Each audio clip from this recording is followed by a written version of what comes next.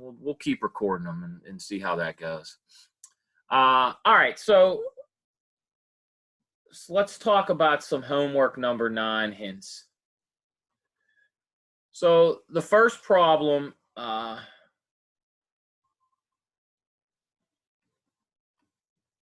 is practice on domains, because as I pointed this out when we were in meeting in person long before spring break, when we're integrating in 2 dimensions, and later on we're going to do 3 dimensions today. The most difficult part about all this is recognizing the domain. What are we integrating over? And I tried to make a big deal about this on Monday, and I know it's confusing, and it's even more confusing doing it virtually. So I thought that these problems would give us a way of sort of helping us understand that we need to understand the domain before we can actually integrate anything. So let's look at an example similar to number 1.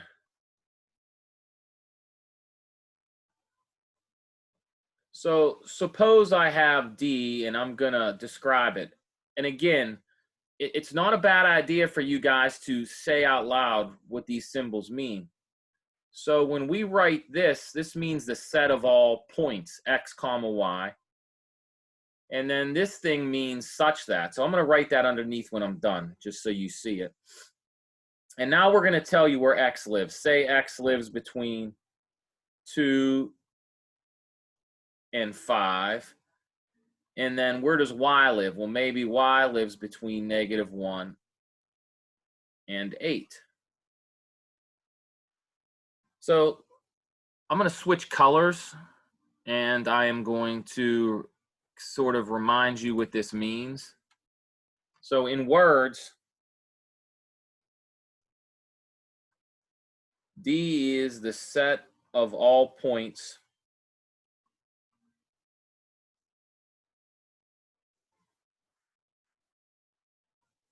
where this occurs.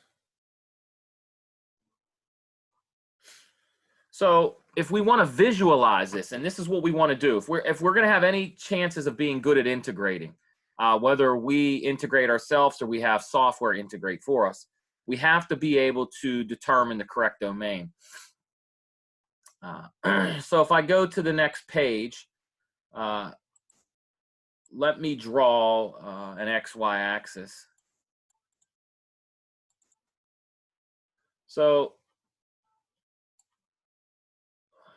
if I sort of draw it like this, now remember, what is my X range? My X range is from 2 to 5. So perhaps I put a 2, this can be 2, and this can be 5. I don't know. I'm not doing this to scale, but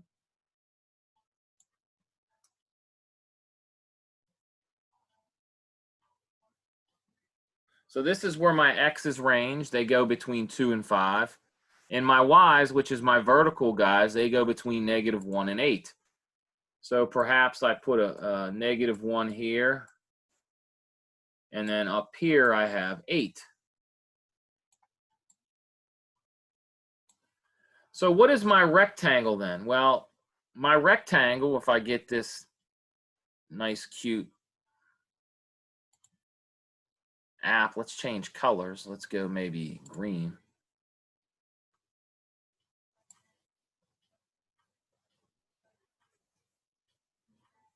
This is my domain.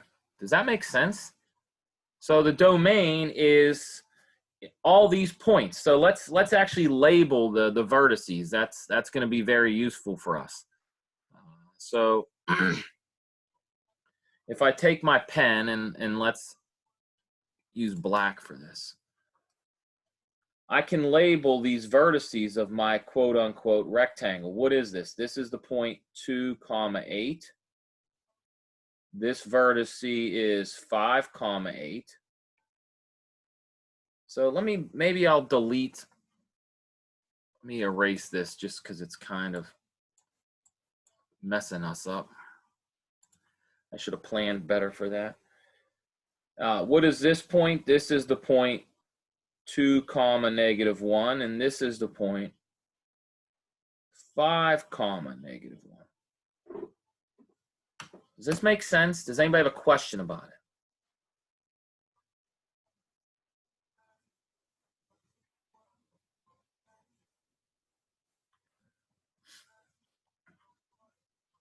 Anybody, questions? Okay. All right, so yeah, that's it. Just shake your head no. That's fine. I get it. You got going for the Unabomber look today? You talking to me? Yeah, well, you're the only one with a damn hood on. I don't know. That's Or what... it's like that poker player. I forget his name. He was a wild dude. Negrata? I don't know. Who? I forget his name. All right, so this is what we'd call a regular rectangle. So if you look at the instructions on problem 1 on this homework, you'll see I put the word rectangle in quotations. And that's because we can, we have what's called a polar rectangle as well. So let's look at something similar to that. And I'll draw that right next to it. So go back to my blue.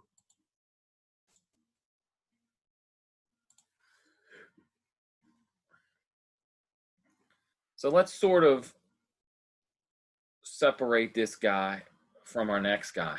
So our next guy might be something like D equals the set of all. Now I'm going to change my context. I'm going to go to polar coordinates. So now I'm not measuring left and right and up and down. I'm measuring angles and the length of the ray of the angle. So here I'm going to take all polar coordinates where, let's say, we have 1 less than or equal to r less than or equal to 4. And let's say theta goes between 0 and, say, pi over 2.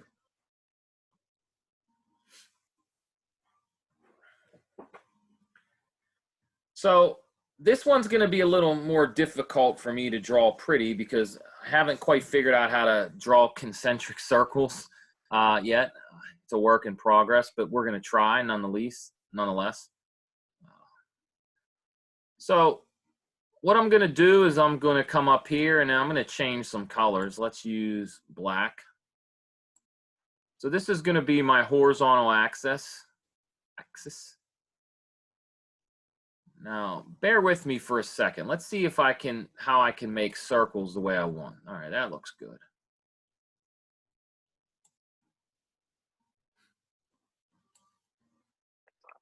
All right, I'm back. Welcome, welcome, welcome. So I'm trying to draw 2 concentric circles, and it's proving to be more difficult than I want it to be.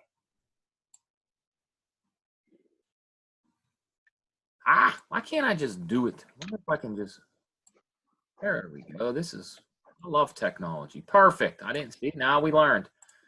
So what I'm drawing here is I'm gonna shade in the region that's important to us. So hopefully you understand why I'm drawing what I am drawing.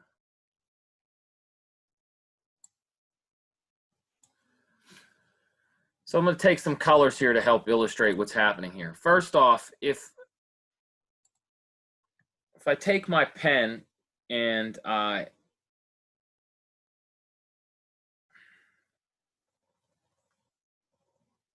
want to think about this as being my theta. That was very bad. Let me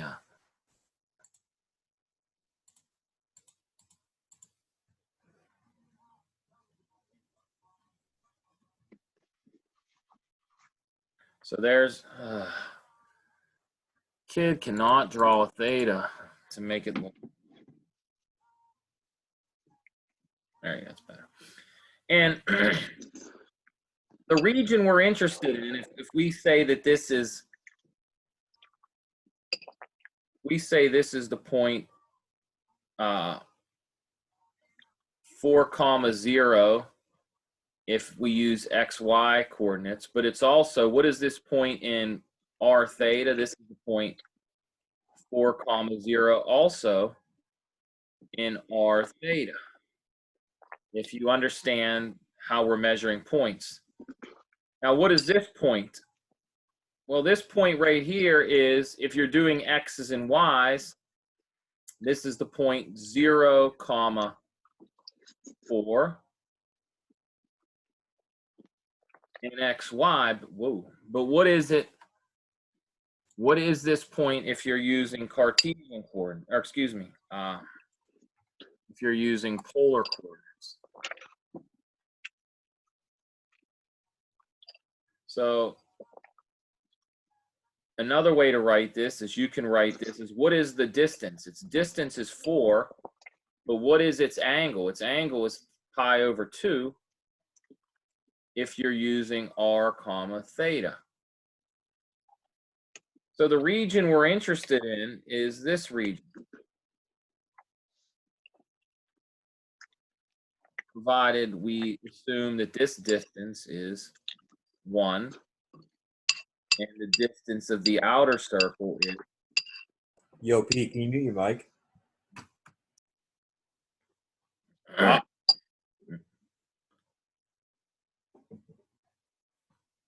Does anybody have any questions about that? Maybe that's let me clean that up a little bit. So let me use some lines here to help illustrate this. This circle right here,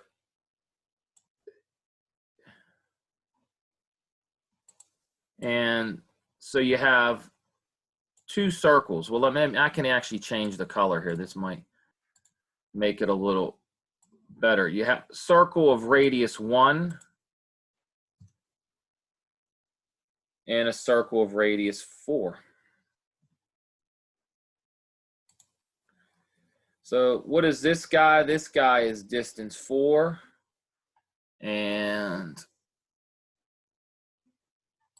this guy is distance 1.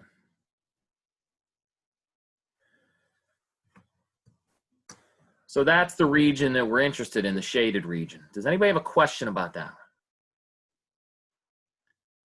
Now, of course, this is clearly not to scale. I didn't do a good job of drawing the circles to scale, but I hope you can look at the points and understand that I have a circle of radius 1 and a circle of radius 4.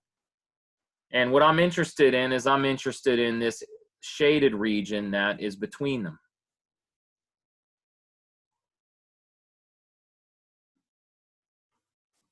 Does anybody have a question? All right. So this becomes very important when you're doing practical problems.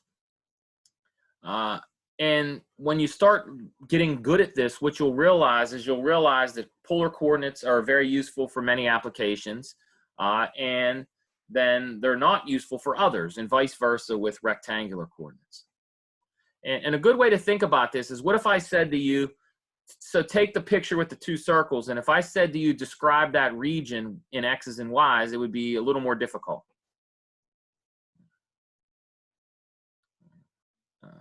Okay, does anybody have a question about that?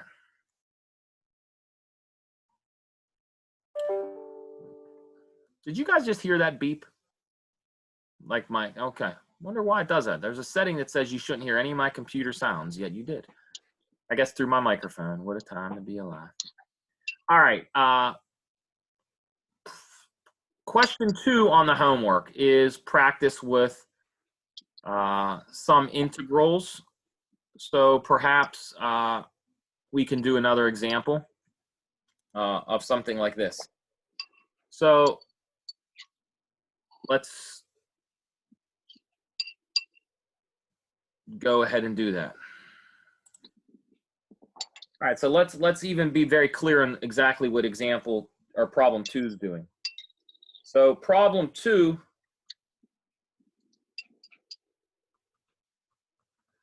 is asking you to integrate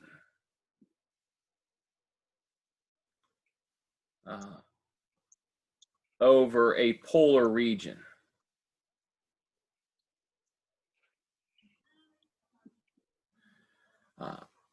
But, and this is the but, but the domain is described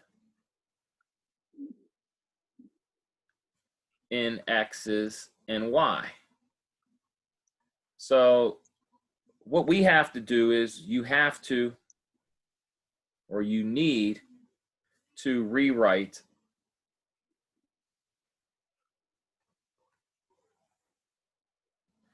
in terms of R and theta.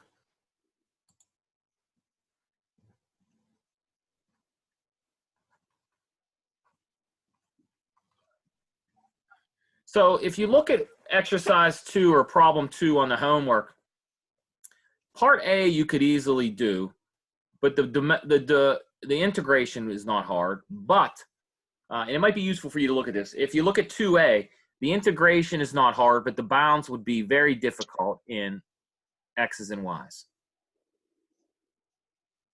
Problem B, the integration is impossible and the bounds are very difficult in X's and Y's. And then in problem C, the integration is not difficult, but the domain, again, the bounds on your integrals would be difficult in X's and Y's. So what my advice is to draw the domain. That would be my advice. So let's do an example. It's very similar. So let's take the double integral over some region D. And let's say it's 10 minus x squared minus y squared dA. And then let's choose our domain to be something similar to A. So let's say we want to use the disk of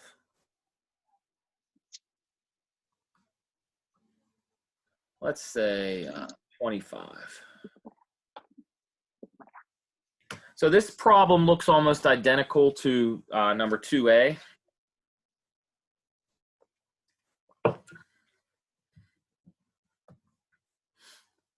Just a few of the numbers are changed.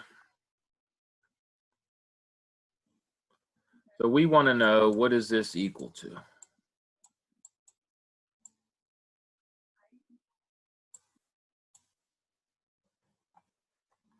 Any questions about the problem?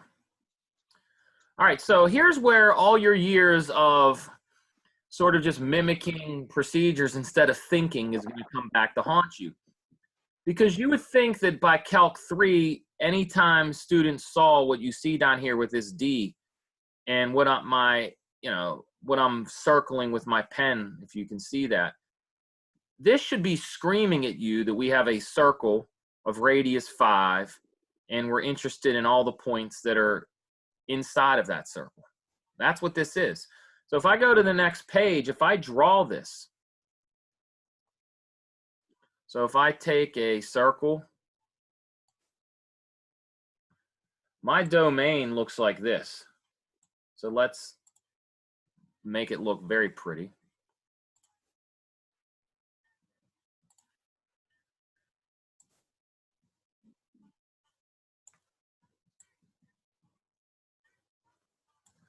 So this is nothing more than, if I change my color here, just so we can see.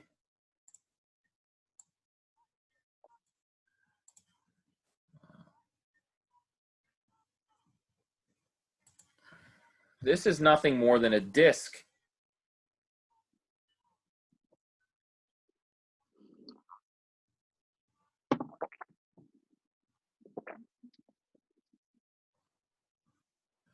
So this is a disk of radius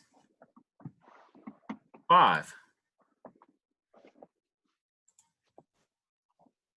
So D equals a disk of radius 5.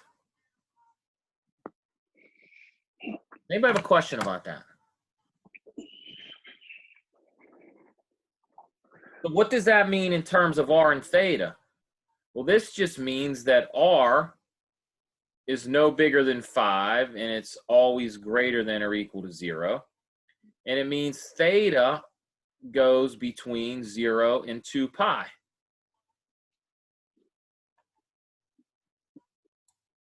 So what do I mean by theta? Well, theta starts at 0 and then it rotates all the way around and creates a circle. And then we care about what's inside that circle.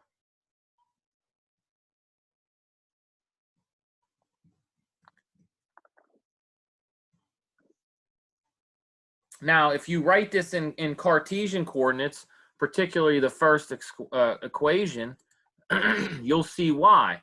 If I write that 0 is between, or excuse me, r is between 0 and 5, that's the same exact thing as me saying 0 is less than or equal to x squared plus y squared is less than or equal to 25. So you need to remember that x squared plus y squared is actually equal to r squared. That's how we defined our polar coordinates. So this is equal to r squared. That's the beauty of polar coordinates. They take two variables and collapse them to one.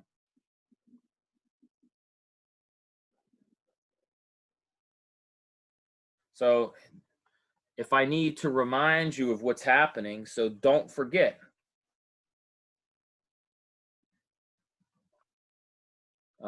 X is equal to r cosine of theta.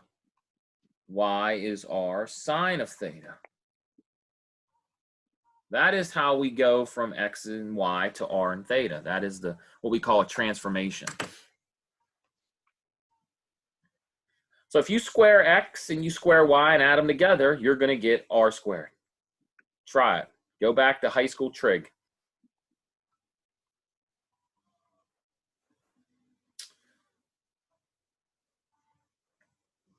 Okay, so what does this mean? Well, this means good news for us because it means that that integral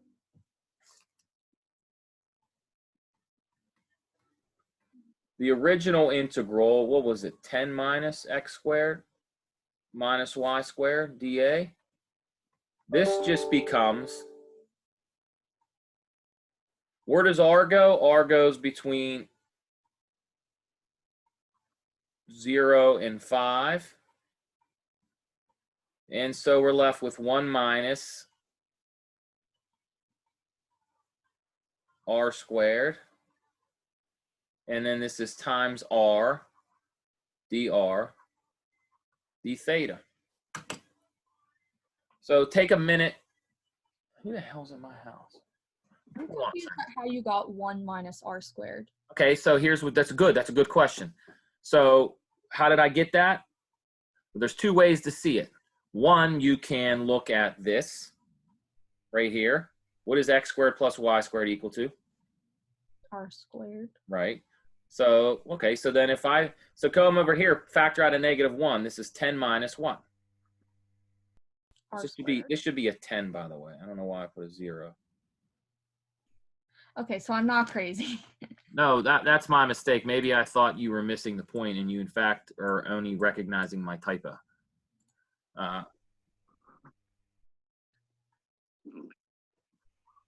Does that make more sense? Yeah. All right. I was wondering where the 10 went. Yeah, that was my mistake. And by the way, this is an R, just to be clear. I don't know why I wrote it so. So don't forget, the whole purpose of Monday's class was not to drive you nuts. It was to convince you that this thing right here,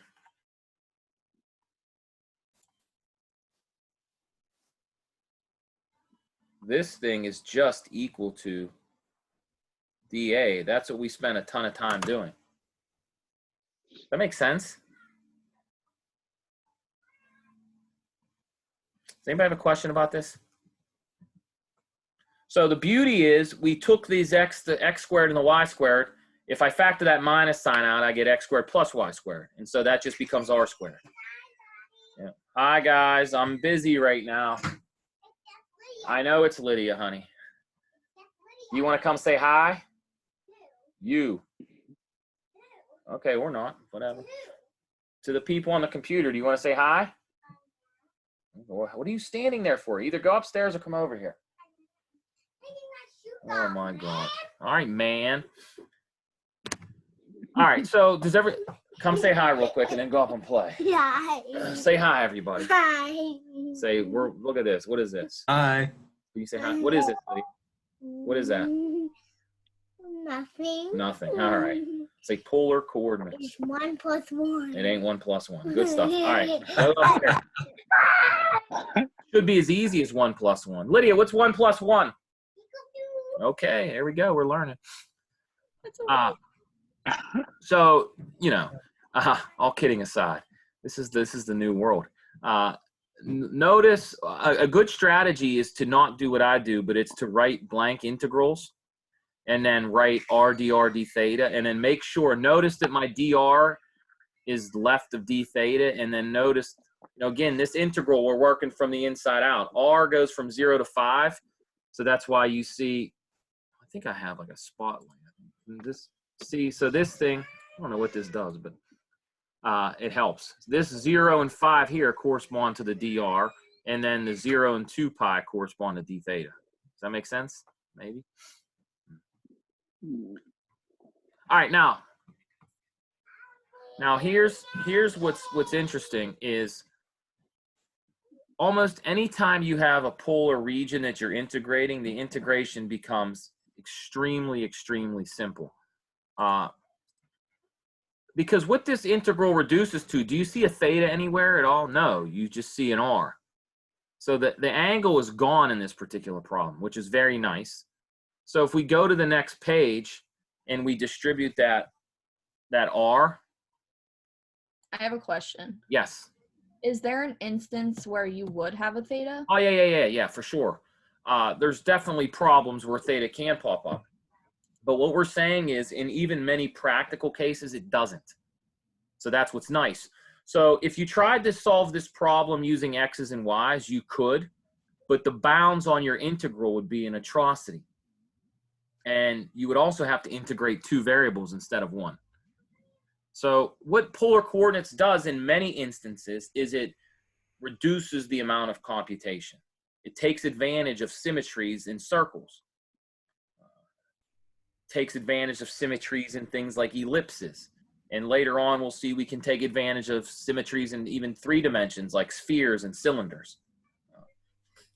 So that's kind of how you want to think about it. But yeah, I could give you a problem where theta shows up, and it could be an easy one, it could be a hard one, it just depends. Okay. Okay, so if we go to the next page, what we have is we have this integral. We're still having 0 to 2 pi out here. And then r goes from 0 to 5, but we're down to 10r minus r cubed. And then it's dr d theta. So if you think about it, if you were to cover up the d theta in the first integral sign, you're basically in a baby Calc 1 integral. Only instead of it being dx like you were used to, it's dr, but the letter's immaterial. So, you know, we can integrate the r. When you integrate the r, you get 10r squared over 2 is 5r squared minus 1/4 r to the 4th, 0 to 5. Now, the only thing we have to be careful of is, do we do our arithmetic fine now? So when I plug in 5, I end up getting 5 squared in 5 is 125. And then I get 5 to the 4th. Well, that would be 25 squared. So what's that? 25 squared is what, 625? 625, yeah. Yeah. So you get 625 over 4. And then when you plug in 0, you get minus 0, minus 0. So I'm really beating a dead horse here for practice. So before I go any further, does anybody have a question about that? Will this lecture be available after? Oh, yeah. I'm going to post it. I'll save it. So I'm going to do 2 things. I'm recording this, so I'll post it to Canvas so you can watch it. And if you open it in the correct video player, you can pause it and fast forward and rewind. And then I also will take all these whiteboards and I'll upload them as a PDF so you can look at the whiteboards too. That helps. Oh yeah, that helps. My screen is cracked, so I can't see some stuff right. Yeah, I know. All I see is Pete. I don't even see you, but that's okay. We're not mad. Does anybody have a question about this? Going once, going twice. Okay, so if we made our arithmetic, first off, no one's quite, are we okay with this? 5 to the 4th is 625. And then 25 and 5 is 125.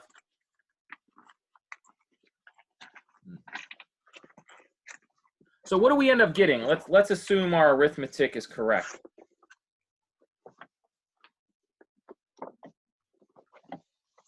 So we get the integral from 0 to 2 pi. Well, 125 is the same thing as 500 over 4. So you end up getting negative 125 over 4 d theta. Now, does that seem correct? Or do we feel like we maybe made an error? What do I mean by that? Well, if I go back to the original problem, what am I integrating? I'm integrating 10 minus x squared minus y squared. So if you went to GeoGebra, which we'll do that real quick. I want to show you something. And I graph this function. So if I just graph z equals 10 minus x squared minus y squared. I'm going to show you this in a second.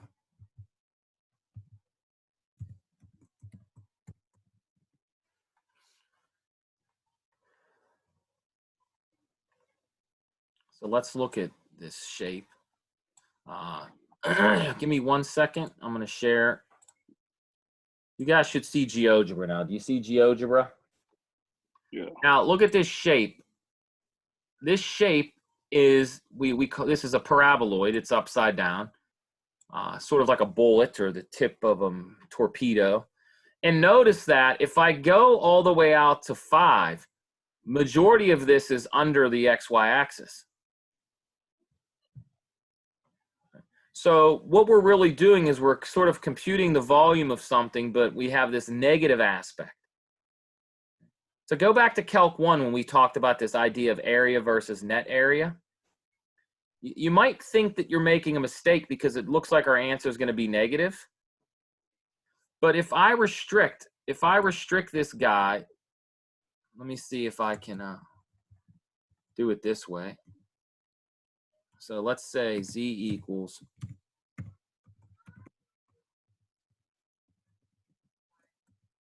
so what I want to do is I want to do surface f, and I'm going to restrict my variable. So I think I can do it this way.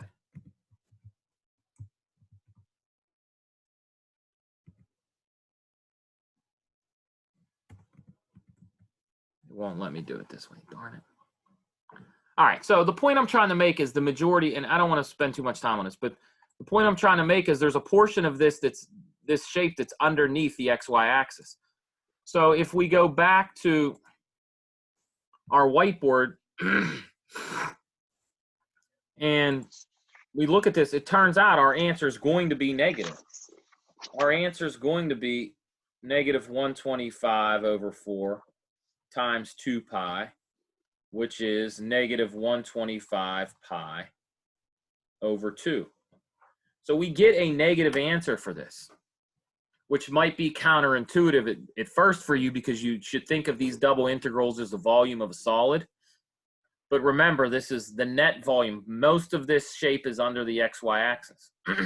So you got to think about that. It might not be completely clear to you that that's the case. Now, if you look at the homework problem, the function I gave you was 1 minus, I believe. And it is. And that shape will be you're also going to see some interesting things about these. Does anybody have a question?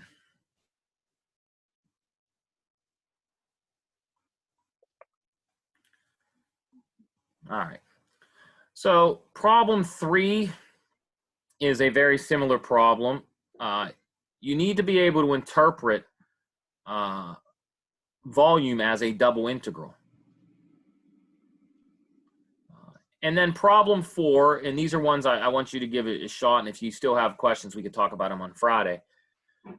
If you look at problem 4, this is kind of what you would see if you tried to do problem 2 using x's and y's. You would get these god-awful bounds. So if you look at the bounds on this integral, you have these square roots. That makes things very difficult. However, if you draw the domain and turn the polar coordinates, the integral becomes very easy. Does anybody, hopefully you're looking at what I'm saying. I don't know if you are, but.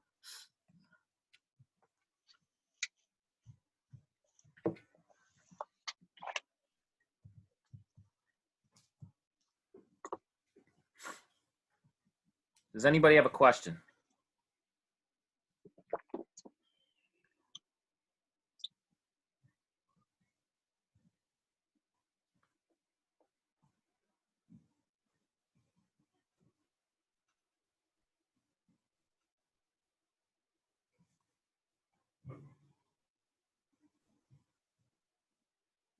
Questions? All right. Well, let's move on then.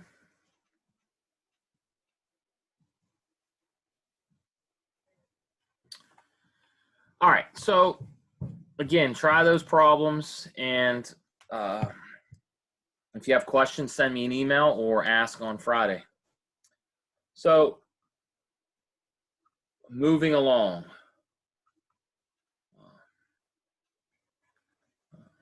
And so in a very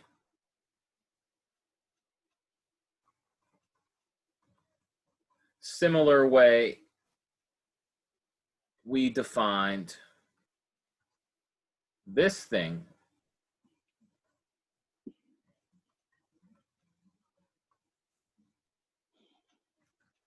we can integrate more variables. So in this class,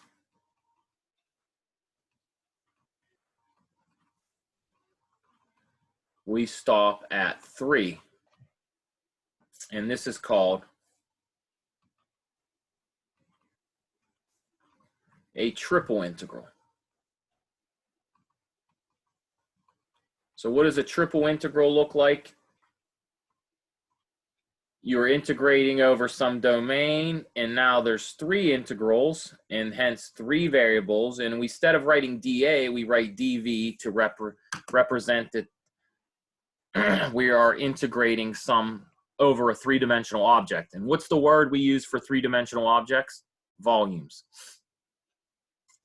So the obvious question you might have for this, and this is very, I mean, you have to use some context, because this gets confusing. If I want to interpret a single integral, I can interpret the single integral as area of a region in the plane. If I interpret a double integral, I can interpret that as the volume of a solid. So how do I interpret a triple integral? Well, that's a 4-dimensional process. The domain here is 3 dimensions. So now we're taking a region in 3 dimensions and we're integrating over it. So some of you may have had physics and you studied things in physics or chemistry like flux. That's exactly how you properly study flux. You have some 3-dimensional object, and maybe you want to know how electricity comes in and out. Or maybe you have some 3-dimensional object and it absorbs or water seeps out of it, and you want to study the change of that. That would be integrating over 3 dimensions. It is a complicated sort of visual to have.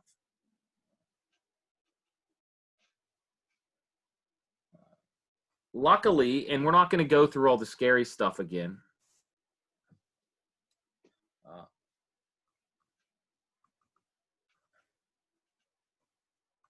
So luckily Fubini applies, and we can express this creature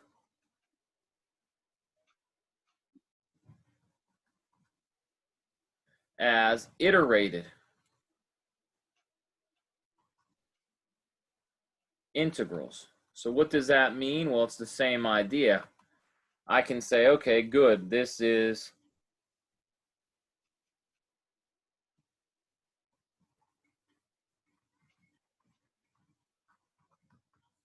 it might be something like a, or let's be very careful with our letter choices. So what's an integrated integral mean? That means we're going to integrate one variable at a time. So let's say we integrate x first, then y, then z. Sort of like the reverse of partial derivatives. And then maybe x goes from a to b, y goes from c to d, and z goes from e to f.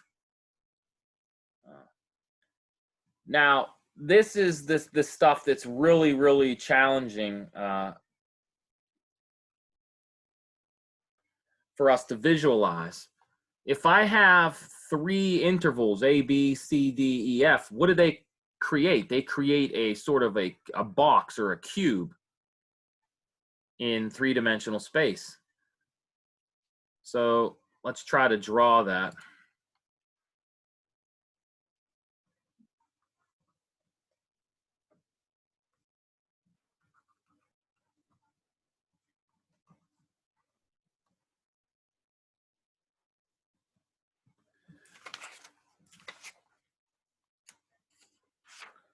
So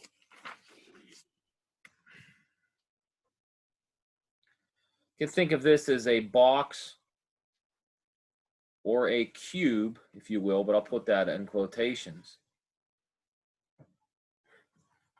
I shouldn't have wrote that.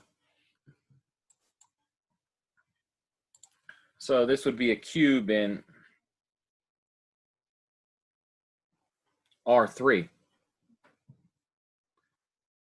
So what would this look like? It's going to look something like this.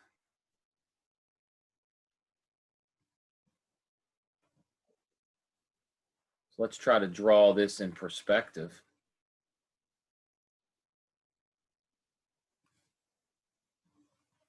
And so this is a three-dimensional object.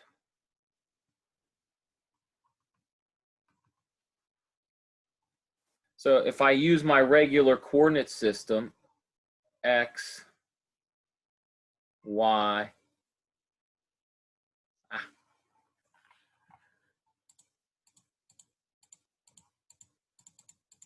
let me use straight lines, it's better.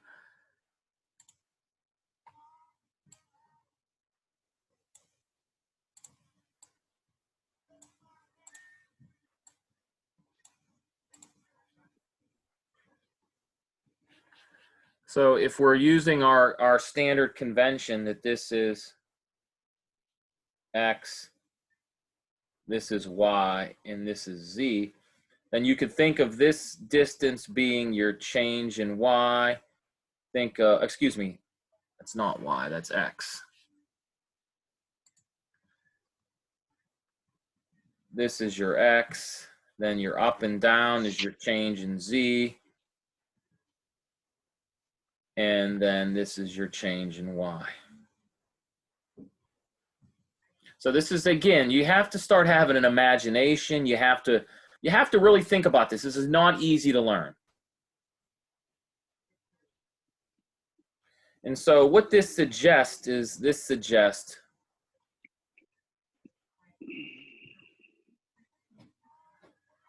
dv can equal dx, dy, dz. It can equal, okay, dx, dz, dy. Hold on one second. Okay, what's Lydia doing? All right, cool. Have fun. Be careful. Then you could do dy, dx, dz, and I'm not going to write them all out. because there's a bunch of them. I mean, you saw who's here's taken discrete math before? How many ways are there to order three things? Well, there's 3 ways for the first one, 2 ways for the second, 1 way for the first. That's 3 factorial, right? So how many different combinations are there? 3 times 2 times 1, which is 6. So again, I'm not going to go through writing out Riemann sums and all that. That's just massive chaos. What you guys need to do is you need to understand that this is no different than what we just did before with double integrals. It's just, it adds an extra step to it.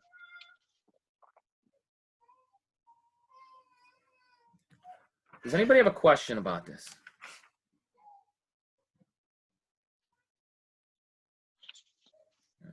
Everything we learned about double integrals, so let's state it like this.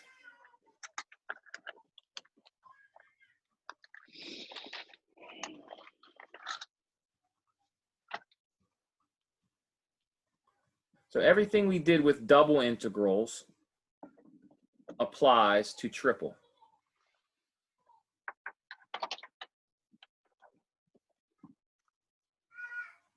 And even more, there's even an analog to polar coordinates. And we're going to talk about that on Friday. Does anybody have a question about this?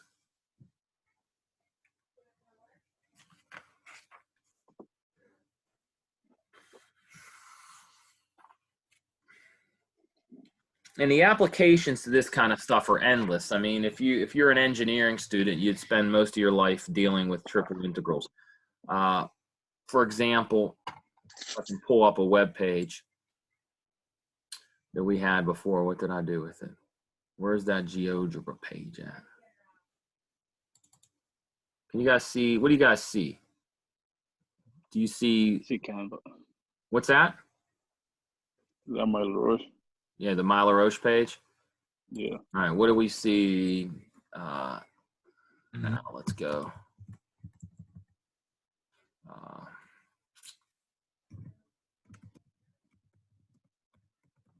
So, for example, when you want to study Maxwell's equations, electricity and magnetism, you may have even seen these things in physics. What you're starting to see is you're going to see triple integrals. So I don't know if you can see this thing. If you want to study like electric charge, if you want to study average temperature of an object, you'll notice that you see triple integrals arise. One of the other things that's very important is if you want to understand things like, you know, you may have even seen this kind of stuff in, okay, good. If you want to understand things in physics like center of mass, centroids, you know, you have to be able to triple integrate. We're going to do that kind of application soon enough. For example, you want to spend a satellite, you send a satellite up to, you know, say Google wants to send a satellite up there for GPS or whatever.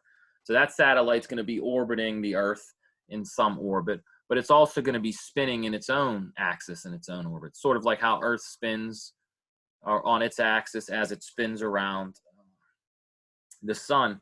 And the interesting thing is, if you're not careful about rotations and stuff like that, the center of mass can make things go haywire.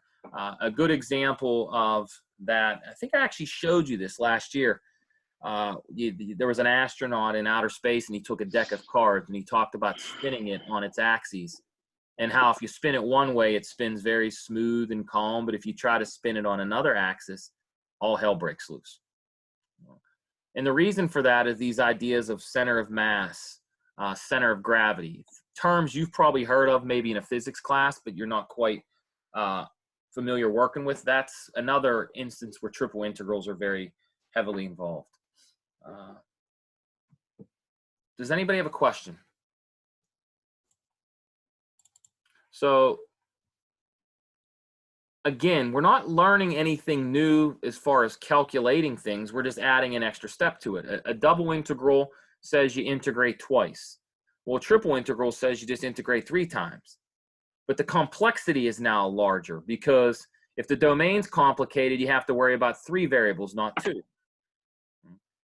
If the function's complicated, you have to worry about, can you integrate? Do I need to change my order of integration? There's all kinds of questions that arise in these situations. So one of the things you have to do is, if you want to learn it, you just have to do calculations. And what I'll do is I will give you some practice problems, and that's probably the best way to proceed. And then if you guys have any questions about it, we talk about them on Friday. Do you guys have any questions about anything with respect to this? Do you guys have any questions about the homework? I have a question about class. Yeah, what about it? Because I know you said that we might do something. Chew my hair. Do something different on Fridays. I didn't know, or are we still doing the same time? No, I mean, I just thought, I don't know. I mean, I'm wondering, I'm trying to figure out a good balance of what should we be doing in these times. Should we be treating this like a traditional lecture, or should I use this as for us to do problems? I don't know. I don't know what the best answer is. There's certain things that I think we need to spend time on, you know, in my opinion, is they're important ideas. Like I thought Monday's idea of polar coordinates is important. I think what we did is hopefully something you guys go back and think about. But there has to be a time where we like Friday, I intend for us to just solve problems. I'm gonna assign another homework with triple integrals, and I hope you'll look at those too, and the ones that I just assigned. And if we can do examples of that, you'll see they're very much the same. It's just, you know, I'll give you an example. Here's an analogy. We spent a lot of time on Monday showing you where the r dr d theta came from. As I said on this screen, you can see there's an analog to polar coordinates. I am not going to spend time showing you all that. If you want to learn about it, you can Google it on your own. What is this analog called? This analog is called spherical and cylindrical. So the first one are what are called cylindrical coordinates.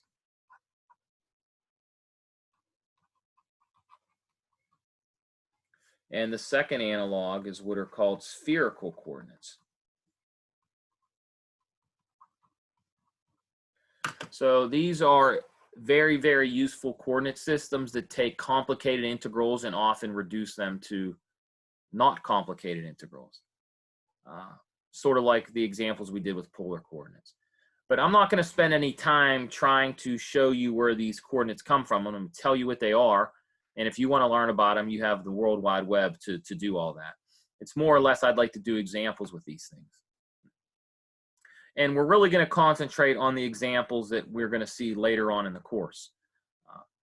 You know, really, if you're thinking about what's most important in Calc 3, the most important things is actually, it's a strange class because the most important things are exactly the things that happen at the end. These, what we call the vector, what we call the fundamental theorems of vector calculus. This thing called Gauss's theorem, Stokes' theorem, the divergence theorem. These are these big important results that are used in science and engineering all the time. So what we're doing really right now is we're building the tools to get there. So what I mean by that is this idea of a surface integral. This is going to be very important to us at the end of the semester. Line integrals are going to be very important to us. They're really the language of nature, if you want to understand nature. All right. Do you guys have any questions? Did that answer your question, Emily? I don't even know if it did or not. Okay. But yeah, I mean, I'm going to, like I said, I'm going to record all the lectures. So if for whatever reason you have to chap out early or you can't be there, don't stress about it, you know. And if there's ideas that you have about how you think we should do things, feel free to shoot me an email. I'll be happy to consider your thoughts. Yeah. You know, really, we're trying to, I'm trying to figure out what is best for you guys learning if you do actually want to learn. So this is the best I can come up with right now. I'm not just going to tell you to read slides or do this or do that. I feel like that's insulting to ask you to read slides. You can go do that on your own. I want to make it as interactive and as close to what we should be doing as possible. But again, it's up to you. You guys are in many ways the paying customer. You got to tell me what works good for you, what helps your learning, what hurts it, that kind of stuff. I learn by examples for sure. Yeah, there's no doubt. And that's, but I do think that there's a method to that, though. If I just do examples, I don't know how much that helps you. I think the best way of learning is me asking you to do things. And if you get them, great. If you don't, then we show you how to do them. That would be, in my opinion, the best way to proceed. So, back to your question originally, Emily, I would hope that Fridays are used mostly for us to just beat as many problems out as we can, if that helps. That's how I always found I learned best that way. I learned that if I tried something, whether I tried it 10 minutes or 10 hours, it was always useful for me to eventually see the solution, because then you can learn from that. So that's kind of what we're going to do. And maybe it would be helpful, if you, like I said, if there's something you would appreciate. I gave you guys that writing assignment. I think I gave it to you guys, didn't I? Didn't I give you guys like a homework 8?